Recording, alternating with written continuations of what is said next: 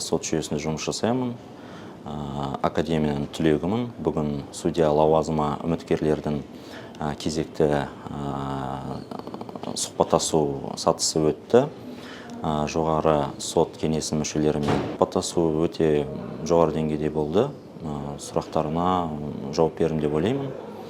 Барлық қатысушыларға сәттілік тілеймін. Мен осы судья лауазымына кандидатпын. Бүгінгі таңда менің осы заң саласында жұмыс өтілім 10 жыл. Қазіргі таңда Астана қаласында азаматтық істер жөніндегі кассациялық сотында сот отырысының хатшысының лауазымында жұмыс атқарамын.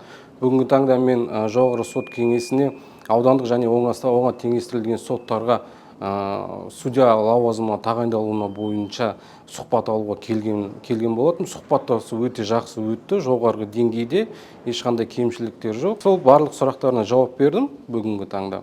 Сәттілік тілеймін өзімен бірге қатысып жатқан судья лауазымы кандидаттарға.